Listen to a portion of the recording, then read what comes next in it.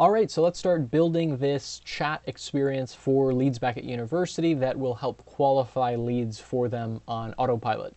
First, we're going to start in the welcome message. You can think of this like the homepage of a website. It's the very first message users are going to see when they interact with the bot. And we'll begin by asking a question, the first step of lead qualification. To do that, we're going to use the text element here, and we'll ask, are you a UK resident? In the case of Leads Beckett, this was one of the qualifying criteria they used, and then we will use the quick replies here to suggest potential responses. You can really think of this like a multiple choice question. So we'll either say yes or no, that they are a resident, and we'll connect the no block, which will disqualify them, to a block that says basically, sorry, you must be a UK resident to qualify. So I'm going to click on the block, or the quick reply rather, here and link that to a block. We'll call it disqualified, not resident, for example. We're going to click that, and we'll say, sorry, you must be a UK resident to qualify. If we want, we can rename this group as well, something like disqualified. Groups are just for your own organization as well. By the way, they don't affect the actual flow that the user goes down. That relies entirely on buttons here. So are you a UK resident? If they say no, that's a dead end. They're not going to be sent to the admissions staff, which is good. We don't want to be wasting their time with unqualified leads. If they say yes, that's great, and we will ask the remaining questions on this block itself. So next, we're going to ask about how well the student did in school before applying to university. We're going to ask specifically how many UCAS points do you have? That's spelled UCAS, and basically it's the equivalent of a grade point average in the United States. It's a way to quantify their academic performance.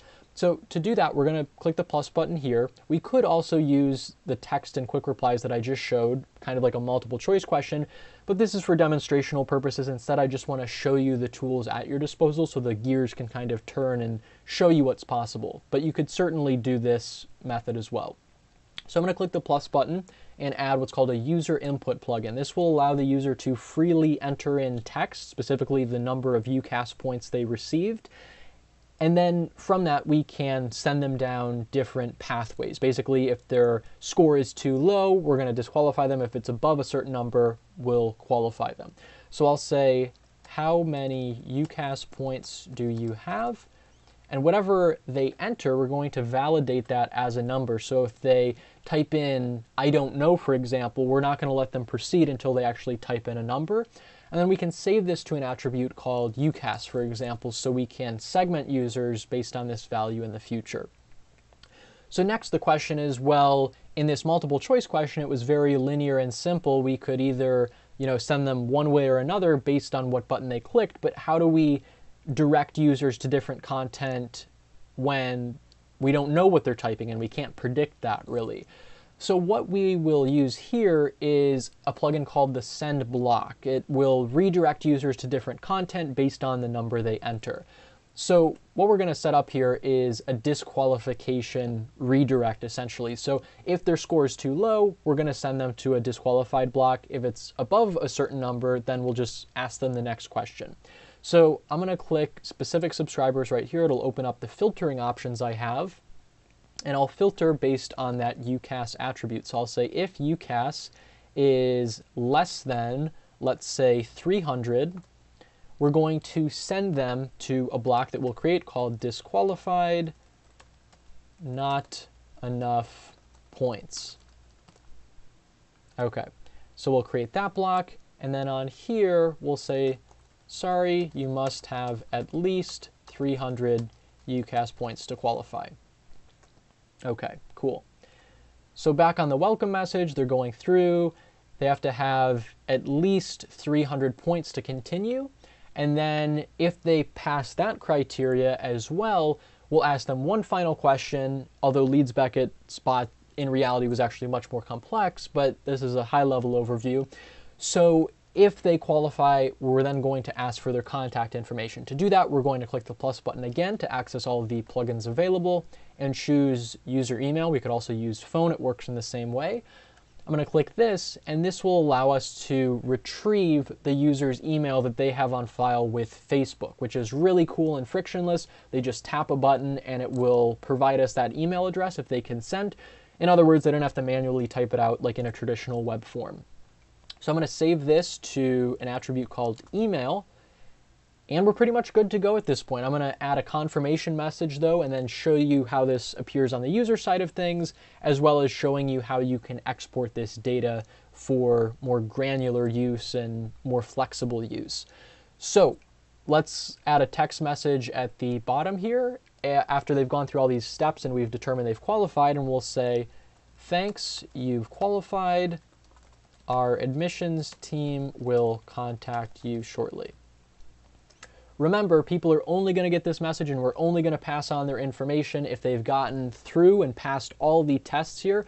All the disqualified people are already going to be filtered out. So the bot is doing all that difficult work and the humans are doing what they do best.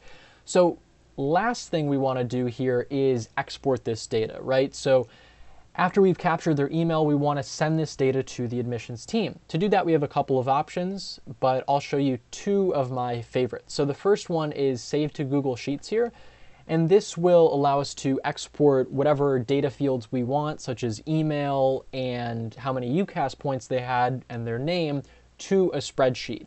It's one centralized place, it's real time, it's super efficient.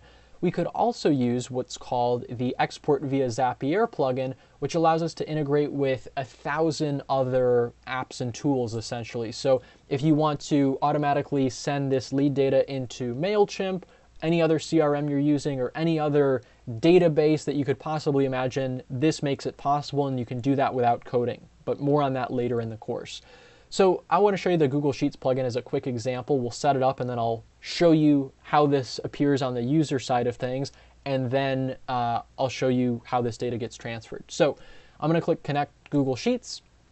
I'll sign in with my Google account. It's going to automatically create a blank spreadsheet for me. Then I'm able to pass in the fields, the user attributes in other words, that I want to use. So I'm going to type in the user's first name and last name, which we get from Facebook. Those are these purple attributes that you see. And then I'll also pass in, let's say, email and, wrong attribute, and UCAS points. Or I believe we just called it UCAS. Yeah, email and UCAS. Perfect. So we've set up all that data. Now if I go to the Google Sheet over here by clicking Open Sheet, you'll see that all of those fields are populated as columns, and then as you'll see in a second, all the leads will be populated as rows in real time.